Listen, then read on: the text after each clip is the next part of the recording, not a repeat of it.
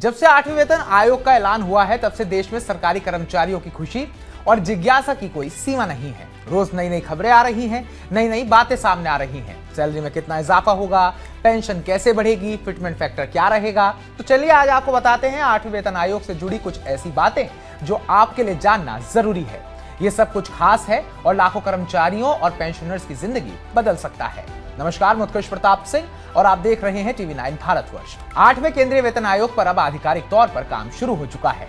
इसका official website 8cpc.gov.in live हो गया है और कमीशन ने सभी स्टेक होल्डर्स से फीडबैक मांगा है।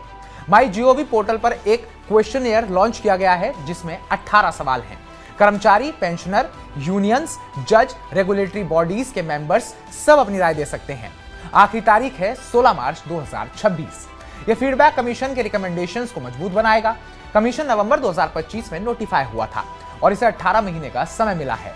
रिपोर्ट देने के लिए रिकमेंडेशंस जनवरी 2026 से लागू मानी जा रही है। मतलब अगर देरी हुई तो एरियर्स यानी बकाया मिलेंगे और जैसे 7वें आयोग में मिले थे, लेकिन अभी कमीशन की रिपोर्ट आने में समय लगेगा, शायद 2027 तक, और कैबिनेट अप्रूवल के बाद इंप्लीमेंटेशन होगा।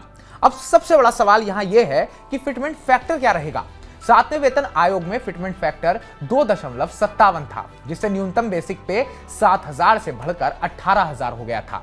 अब 8वें में अगर वही फॉर्मूला फॉलो हुआ तो जनवरी 2026 से डीए 60% पहुंच रहा है।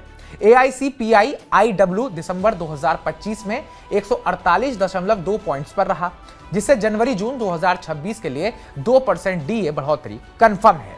कैबिनेट मार्च 2026 तक अप्रूव कर देगा। तो अगर बेसिक पे 100 था तो डीए के साथ अब 160 हो जाएगा। मतलब मिनिमम फिटमेंट फैक्टर 160 तो बनता ही है, लेकिन ये सिर्फ बेसिक है। कोविड में 18 महीने डीए फ्रीज रहा, वो बढ़ोतरी कभी नहीं मिली। अब अगर मिलती है तो डीए 60% से ज्यादा हो सकता है। कर्मचारी यूनियंस और एक्सपर्ट्स ज्यादा फिटमेंट फैक्टर की मांग भी कर रहे हैं ताकि वो मिस्ड हाइक्स का हिसाब हो सके। इसलिए एक्सपर्ट्स का अनुमान है कि फिटमेंट फैक्टर 1.83 से 2.46 तक हो सकता है।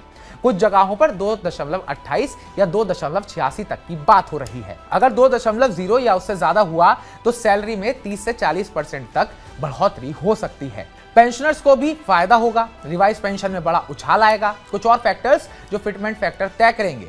दोस्तों, ये आयोग सिर्फ सैलरी नहीं बल्कि अलाउंस, पेंशन, वेलफेयर सब रिव्यू करेगा। लाखों सरकारी कर्मचारियों और पेंशनर्स के लिए बड़ा मौका है। अगर आप कर्मचारी या पेंशनर हैं तो जल्दी माई जीओवी पर फीडबैक दें। आपकी आवाज मायने रखती है। क्या आपको लगता है कि फिटमेंट फैक्टर 2.5 से ऊपर जाएगा या एरियर्स में लाखों मिलेंगे? कमेंट बॉक्स में कमेंट करके हमें जरूर बताइएगा।